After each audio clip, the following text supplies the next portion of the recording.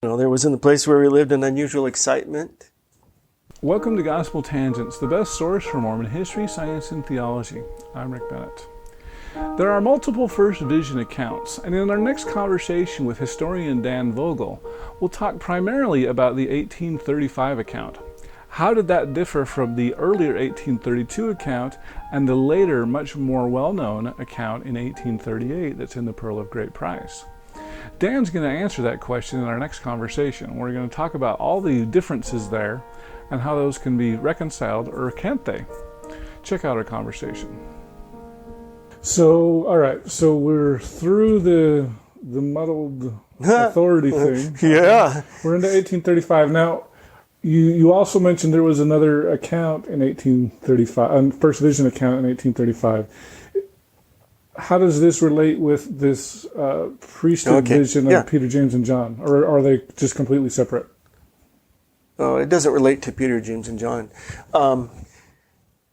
It's the 1835, November 1835 account is written in Joseph Smith's journal by Warren Parrish. And it's an account that Joseph Smith is giving to Robert Matthews, a very eccentric religious guy who gets revelations himself and is like a vagabond traveling around. And Joseph Smith tells his story, but he says that two personages appeared. One appeared, and then one that looked just like the other one appeared and stood next to the other one. But he doesn't say that it's the Father and Son. At least that's not what Warren Parrish wrote, in the diary, in the account. But it says, and he also saw angels. So it's a transitional thing. And so he sees Jesus. And the reason why he only sees Jesus at this time... In 1835? In 1832. Oh, in 1832. In the 1832 account, he only sees Jesus. And why in 1835 he can see two personages is that the Book of Mormon, there's only one God, Jesus. And Jesus is both the Father and the Son. And it's a version of modalism or Sabellianism, where in Mosiah 15, it says that the Father is the Spirit and the Son is the flesh. That Jesus is both the Father according to the Spirit and the Son according to the flesh. And that the Son comes down. Literally, the Father comes down and becomes the Son.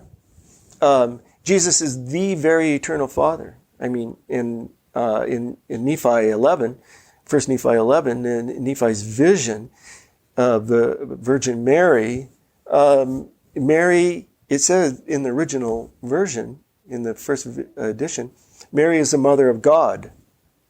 And in 1837, Joseph Smith changed that to Mary is the mother of the Son of God. And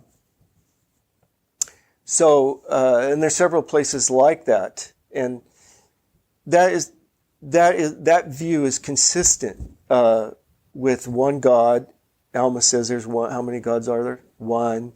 And a lot of Mormons work really hard to try to harmonize that with later teachings. But it's pretty clear in these passages that God condescends, comes down on earth. The Book of Mormon is written to prove that Jesus is God, the very eternal God of heaven and earth. The Father and the Son says that many times. So there's just Jesus appearing, consistent with that. But as time is going on, Joseph Smith's theology is developing to make a distinction between the Father and Son. And the lectures on faith, the fifth lecture in the lectures on faith, talk about God. God is a personage of Spirit. The Son is a personage of tabernacle. The Holy Spirit is the mind that connects them. So it doesn't say the Son is a tabernacle and a personage of Spirit. God is just a personage of Spirit. I mean, that kind of goes against what Joseph Smith taught in Nauvoo even. Mm-hmm. Just a personage of spirit. Just a personage of flesh. And the flesh has a will too. I mean, Mosiah talks about that Jesus' will was swallowed up in the will of the Father, because there's a will of the flesh also. So, and the mind, the Holy Spirit connects the two. It makes the tabernacle alive, basically. So, anyway, so there, in the Joseph Smith's theology is starting to evolve to separate the Father and Son and become more rationalistic. Because the Book of Mormon is very, I want to say Trinitarian, and I know there's different versions of the Trinity, such as modalism and things like that. Right. So what you're saying here, if I'm, just want to make sure we're understanding, Book of Mormon is very Trinitarian. I'm just going to use that word. And then Joseph later moves into more of a Godhead theology. I mean, is that what you're saying? Yeah. Okay. So once he starts developing to Bennettarianism. Bennettarianism? The lectures on faith are Bennettarian. No, see, that sounds like it should be my thing. I should be teaching Bennettarianism. It's still a version of modalism, the lectures on faith, but it's more Bennettarian because there's two. Well, let's talk a little bit about modalism, just because I know that a lot of, I'm horrible with the Trinity, and a lot of Mormons are horrible with the Trinity, and we believe in actually modalism, that Jesus and God are the same thing. Isn't that essentially what modalism is? Modalism, it's also called passionism, meaning the Father was on the cross, the passion, which is a heresy, according to conventional Christians or traditional Christians. That's a heresy. The Trinity is not rational. Okay, they're one and they're separate and all that. And Joseph Smith was trying to rationalize it. And when you try to rationalize it, and if you stop anybody on the street, a Christian, and you ask them to describe the Trinity, a lot of times they're going to end up describing modalism. So, because if they're not really attuned to theology, they're going to mess it up. Okay. But modalism is Jesus and God are the same thing. Is that in a nutshell? The Father comes down and becomes the Son. Okay. And he could still pray to the Father, on earth and stuff. But a modalist would interpret that praying to the Father in a different way, that he's praying just out there, not too specific, not to himself or whatever. But, and the Mormons would say, oh no, that means that they're separate. Jesus wouldn't pray to himself. He's praying to the Father. That proves that they're separate. And that's how they would interpret, the passage about Jesus being baptized and the Holy Ghost descending down and the Father speaking out of heaven and all that. All of that, with the rational mind, there's three separate people there. But in a theological frame of mind, rationality doesn't matter. They're still one, because you don't want three gods. That's a heresy. Yeah. We don't want to be called a polytheist.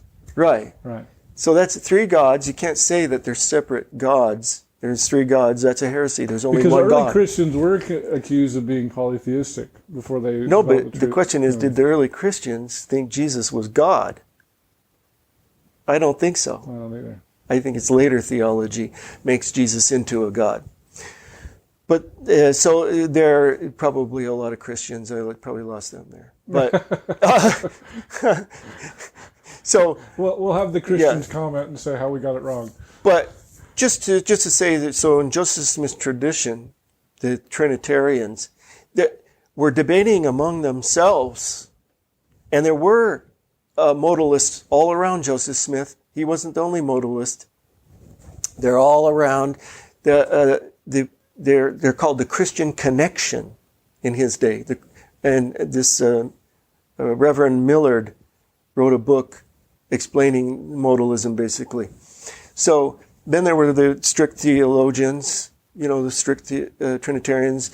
There were There were the Unitarians over here. Jesus, they're separate, and that's a rational way to look at the Trinity. But Jesus is not God, so we don't have two gods. Don't call this polytheistic, right? So they're all debating, and Joseph Smith is in that swirl. And so when he evolves from the Book of Mormon is very rational. And he's trying to tell his dad, about his view of the Godhead, that Jesus is God, right? But there's only one God because the Father has come down and become the Son. That's his rational solution. Okay. So he's kind of trying to explain it in a rational way. And then he keeps evolving along that line. But he's still within his culture in this evolution. He's not all that alone in evolving where there's three separate gods, rational, kind of a thing. So that's why we got to see Joseph Smith is evolving as he goes in. He's getting revelations, and he's updating his revelations, through updating the revelations and rewriting his own history to add the Father. So if he's adding paragraphs to earlier revelations, why would he hesitate in adding the Father in the vision? He wouldn't. Right. Because he doesn't care about those details. He's using these, I believe. You're talking about the 1832 account. Is that right? Yeah, from the 1832 to 1835, there's two people. Okay. So how those two people figure, they both look the same. They're mirror images of each other. But how he viewed that is not so clear from the description. Even the 1838 account, you don't know really. There's two personages, but is it God the Spirit, like in the Lectures on Faith, and God the flesh, and Jesus, the tabernacle, there? Is that how he views that when he's dictating that? You can't take the Nauvoo period where God has a body of flesh and bones, and the Son also. You can't take that and read it into this, So, anyway, that's why 1832, Jesus. Why in the meantime, what happened to make it in 1838? There's another issue.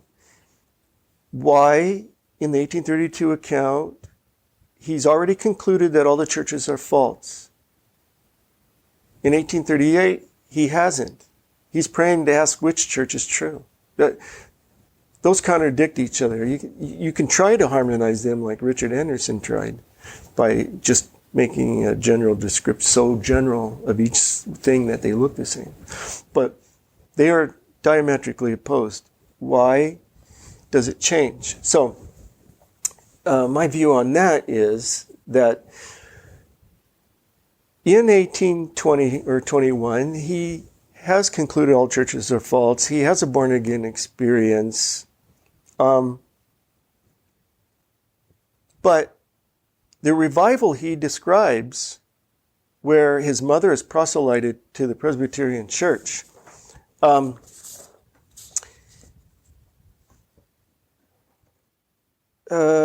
he says, I was at this time in my 15th year. My father's family were proselyted to the Presbyterian faith, and 4 of them joined that church, namely my mother Lucy, my brothers Hiram and Samuel Harrison, and my sister Sophronia. That's part of his 1820 thing, but we know that didn't happen in 1820. We know that they joined in 1824 and 25 revival, because Lucy in her own history says it was after Alvin's death. After Alvin died, she was grieving, and she wanted to have religious community, and she went.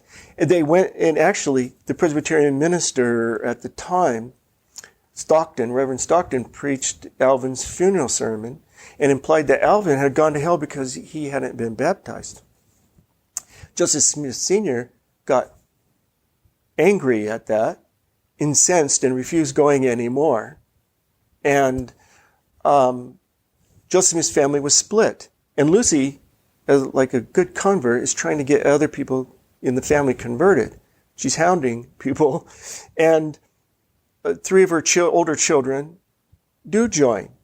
Joseph Smith is caught between his parents. He's ambivalent.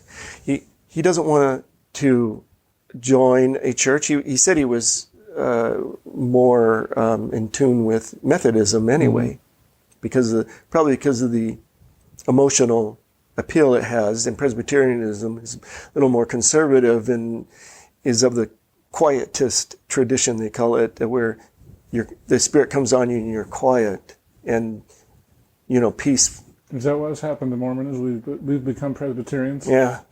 Yeah. You became the church of Hiram Smith. I just had somebody email me about the speaking in tongues thing, and why don't we have that in the church anymore? And I says, well, the Bickertonites do. You have to join them, I guess. Yeah. So they were very charismatic, so much that Joseph Smith had to rein that in somewhat.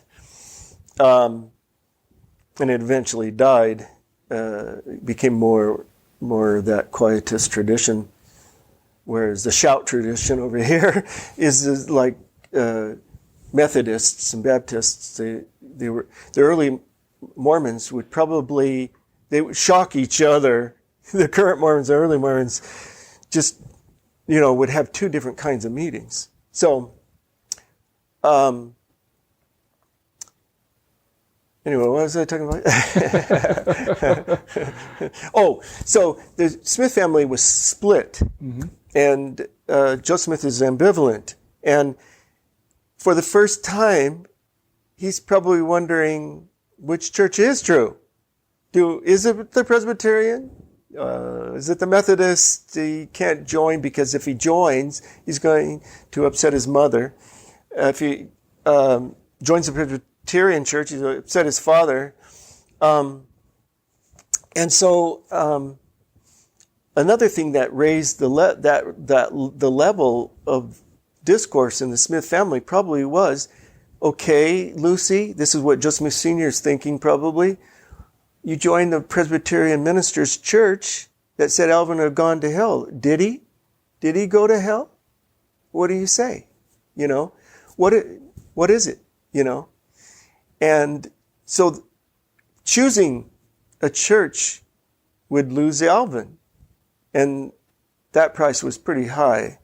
And it's not by any accident that Joseph Smith saves Alvin several different ways in the course of his development. In Mosiah, those who without the law shall be saved. Infants who die in infancy will be saved. Right there in King Benjamin's speech.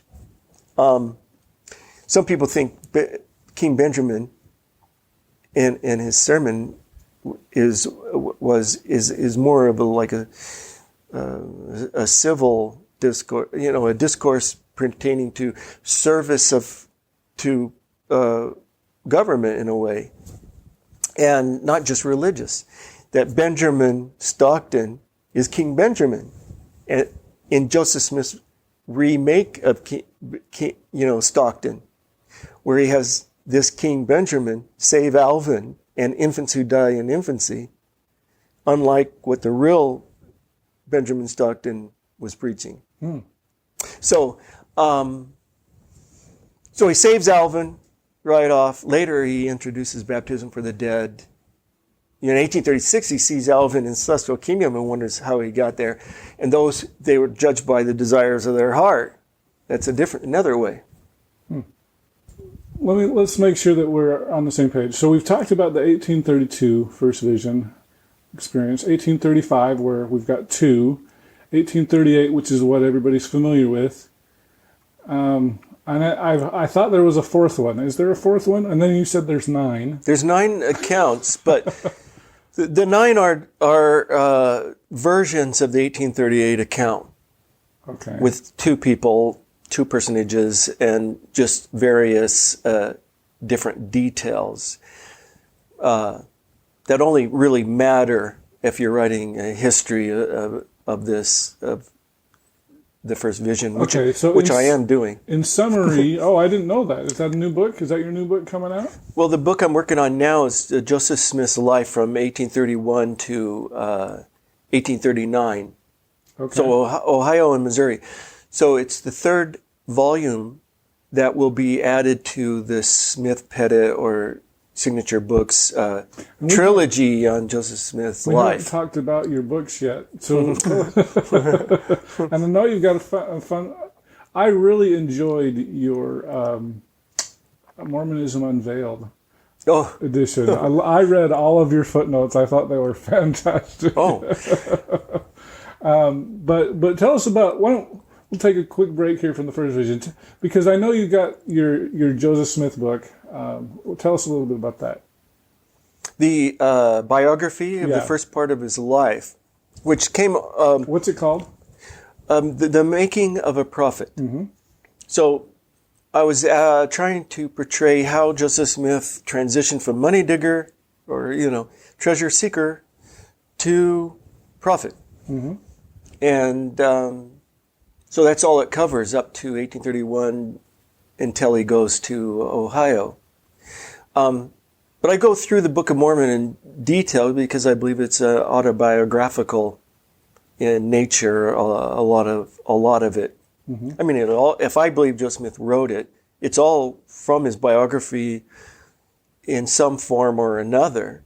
So I would offer various interpretations in the Book of Mormon to see if it coincided with his life. And I find the story of Lehi's journey from Jerusalem to the Promised Land of America similar to the Smith family dynamics. But on the first vision, though, I find that Mormon, he gives a little biography when he gets to his book. And he says that I was... And I, Mormon, being 15 years of age and being somewhat of a sober mind, therefore I was visited of the Lord and tasted and knew of the goodness of Jesus. That's like in the first chapter of the Book of Mormon, in the Book of Mormon. What makes this really intriguing is not that it's the same date as the 1832 account for Joseph Smith having his experience with deity. But if you go through Mormon's biography that he gives surrounding that statement, he says he's 15, but he said both were named after their fathers, both Mormon and Joseph Smith. Both were large in stature. Both moved with their fathers from the north country to a land southward about the age of 10 or 11. From Vermont to New York to Palmyra. Both their moves were followed by a war with the Lamanite Indians and a period of peace. Andrew Jackson's army defeated the Seminoles in 1817-18. Both lived in a time of apostasy. So Mormon goes on and on about how there's no miracles, there's no apostles, miracles have ceased, and it's an era of apostasy. Both had a remarkable manifestation of Jesus at age 15. Both lived in a time where Gadianton robbers, or secret combinations, slippery treasures, and magic were prevalent. And Mormon uses, talks about slippery treasures, talks about Gadianton robbers and secret combinations. And he even mentions magic. Who are the Gadianton robbers in the Book of Mormon? In the Book of Mormon. The Masons. The Masons. Yeah, the Masons. And Andrew Jackson was a Mason. Okay. And they feared Andrew Jackson's party, the conservatives, in Western New York. Thurlow Weed up in Rochester had an anti-Masonic newspaper, and he was the first person Joseph Smith approached to publish the Book of Mormon. Thurlow Weed went in 1828 election, went on and on about Andrew Jackson being in this secret combination. Well, George Washington was a Mason. Why is that a big deal? George Washington was a Mason. There were Masons around. They became not so well liked in 1826. Because of the murder? Because of the murder of William Morgan, who in Batavia, New York, who was like 30 miles away from Palmyra. And he was exposing Masonic secret oaths, ceremony, signs, secret words, secret signs.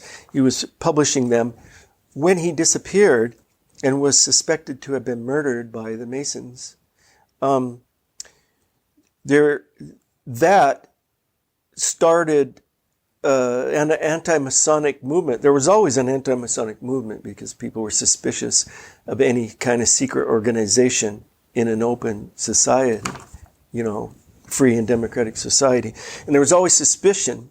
They linked him with the Illuminati in France, and the Illuminati were suspected of being instigators of the French Revolution, and so it was a fear that the same thing would happen here. And Thomas Jefferson, when he ran for president in 1800, he was accused of being a part of the Illuminati, and the ministers preached from the pulpit against the Illuminati. And so a similar thing was put out in 1828 when Andrew Jackson was running for president. And it really was most effective in Western New York, where William Morgan had been murdered. So there were all these posters. They're very interesting. The Masonic Party in politics. That was Andrew Jackson. The Masonic Party in politics. And they feared that a Masonic king, because they had kings, worshipful kings in the Masonic ceremony, and they feared that Andrew Jackson was one of these Masonic kings being put at the head of the government. And in Ether, the Book of Ether, there's Moroni warns that when you shall see these things, these secret combinations get above you, more or less, he says the end is near. So that he's writing these things, these warnings, so that you won't let these things get above you. But it's too late. Andrew Jackson's got elected. And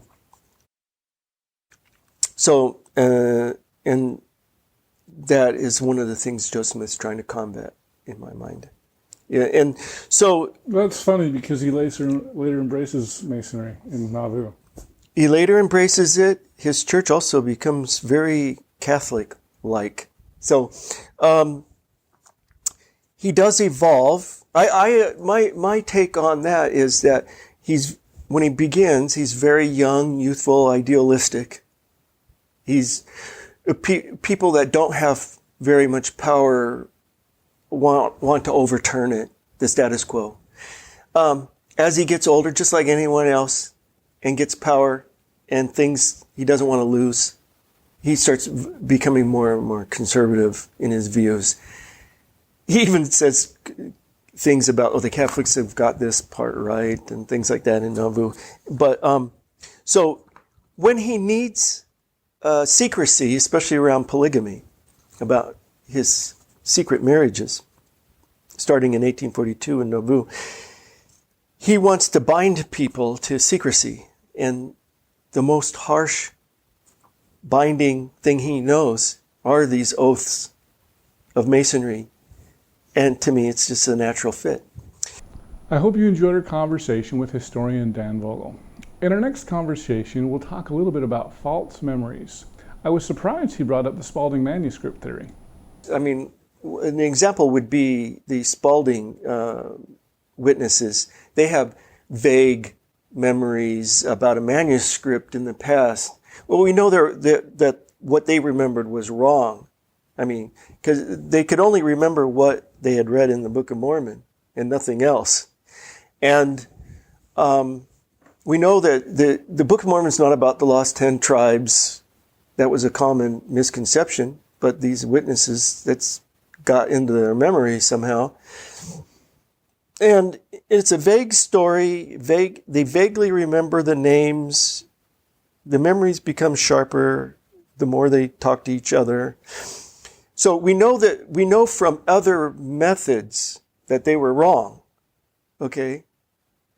But we don't use false memory syndrome to prove that they're wrong. We use that as an explanation of how they got it wrong. If you'd like to hear the entire interview uncut, please support Gospel Tangents and become a subscriber. For just $5 a month, go to patreon.com/gospeltangents and you can hear the entire interview. And you can also get transcripts available at either our Amazon website, or if you want to give the money to me and not Amazon, please subscribe on my website at gospeltangents.com and you can click the yellow subscribe button. Of course, we're also on Facebook, Twitter, and all the other places. Make sure you subscribe on iTunes at tinyurl.com/gospeltangents. And don't forget to click here to subscribe on YouTube, here for a transcript, and over here we've got some more of our great videos. Thanks again for listening.